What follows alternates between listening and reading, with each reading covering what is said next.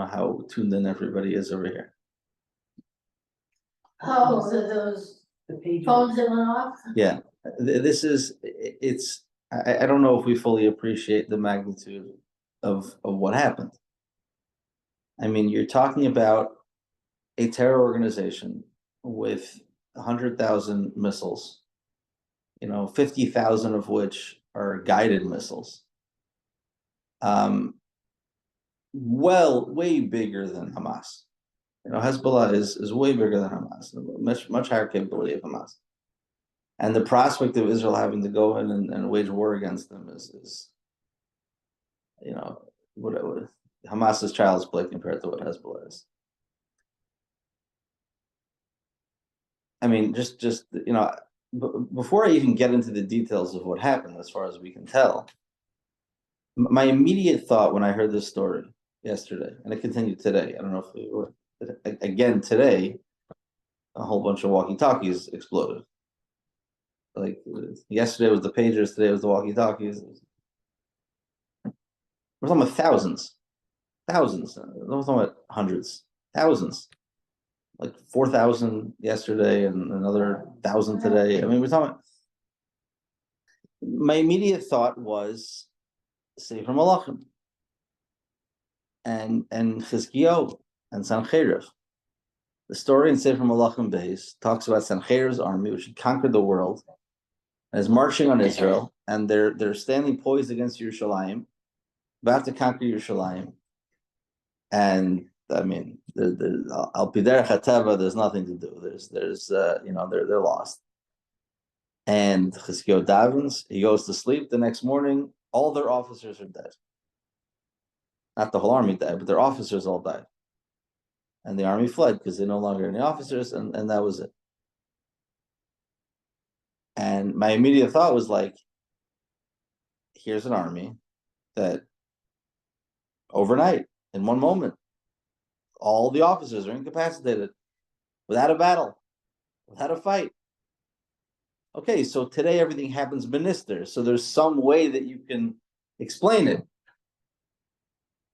I mean, we thought these stories don't happen today, right? We thought these stories don't happen today.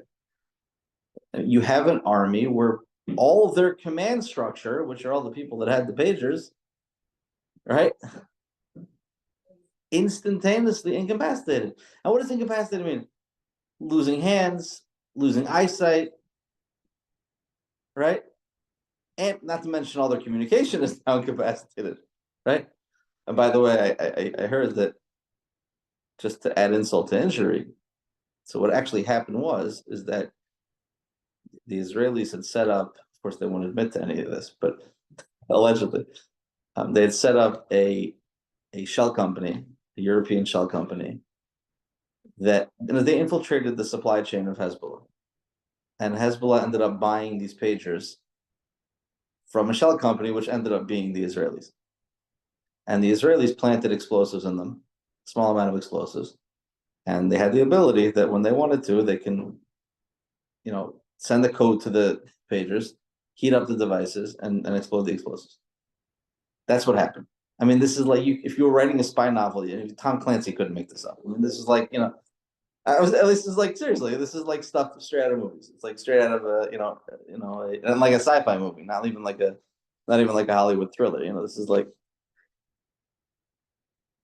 So the insult, the Israelis were paid for these. They got the money.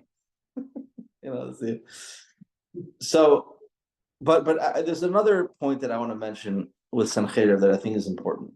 So I think to me, just the comparison to Sancheiriv is like, that's what we're looking at. Like, you have an army that all of a sudden, like a threatening army that all of a sudden overnight, just all their commanding officers are incapacitated in one moment without a battle.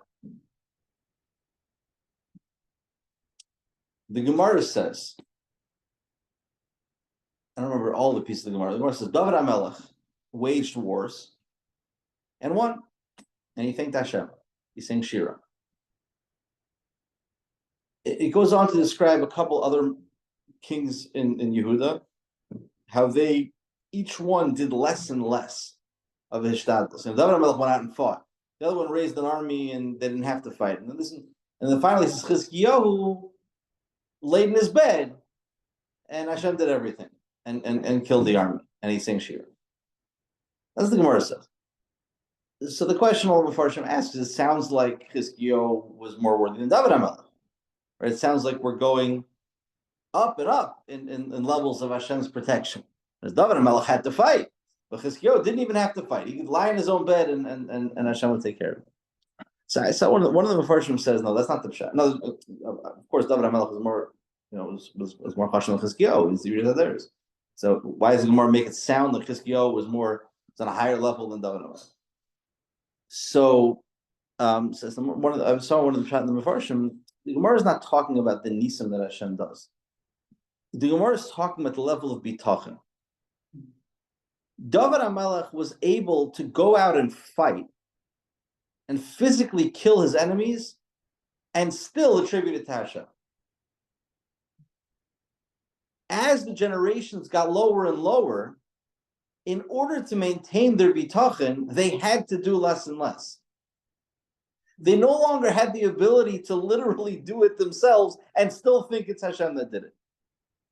Until it got to the point where by Chizkiyahu's time, the only way that people would think it's Hashem is if they literally did nothing.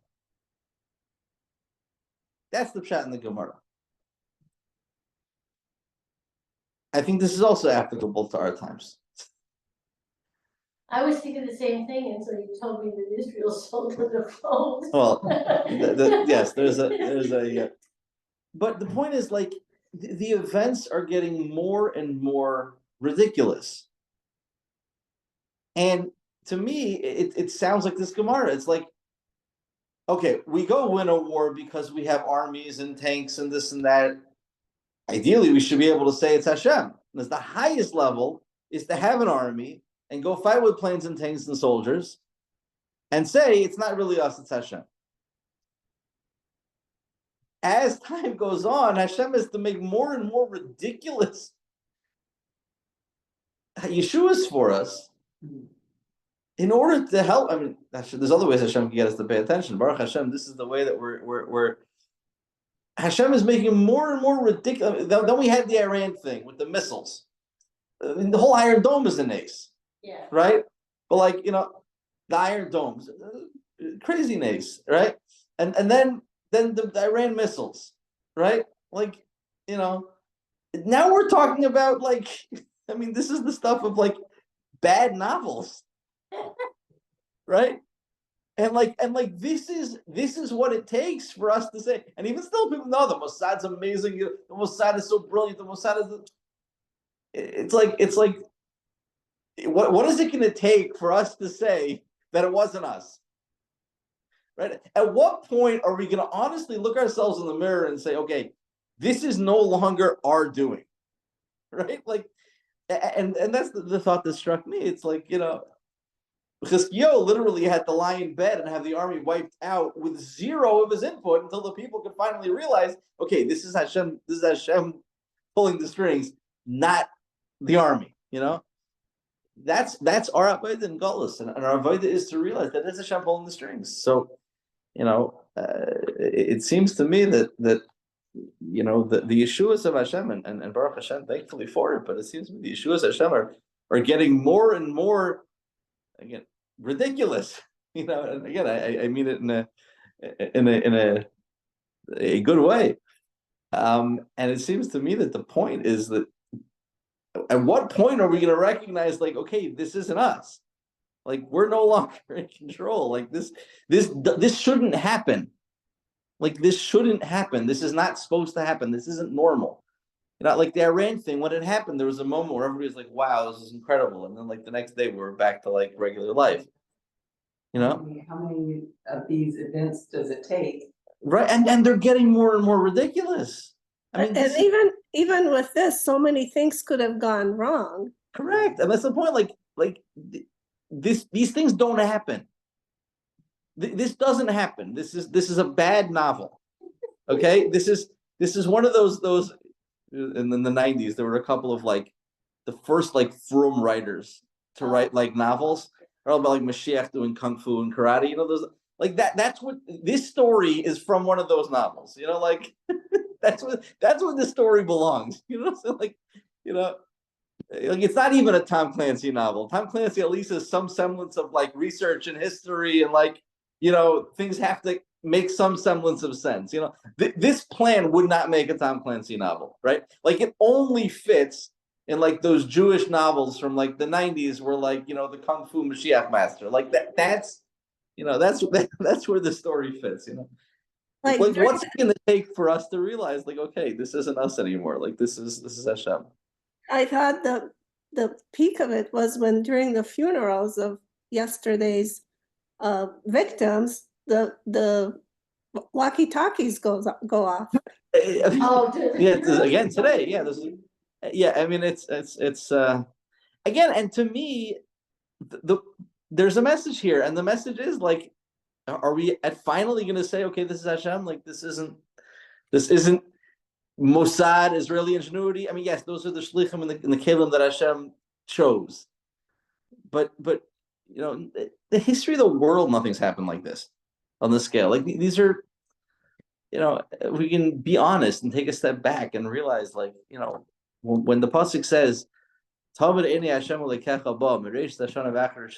Hashem's eyes are on Eretz Yisrael from the beginning to the end of the year, like this is what it means. This little bitty nation that doesn't really have the manpower.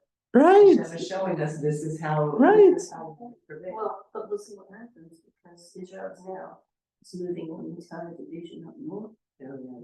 And they're going to try and get in now while they're all weaker. Right. I'm not here like celebrating victory. I'm here saying, like, if we don't recognize that Hashem is in control now, like what's it gonna take? Like that's my point. Like, and again, like like Chizkiyahu and David HaMelech can go out to war and kill somebody with his sword and say it wasn't me doing it. That's a madrega. We're not holding there.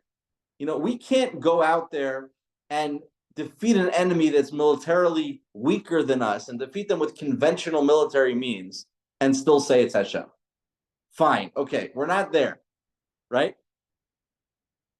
But can we recognize that thousands and thousands of missiles firing on a population center with zero discrimination are not supposed to cause like virtually no casualties over the course of years?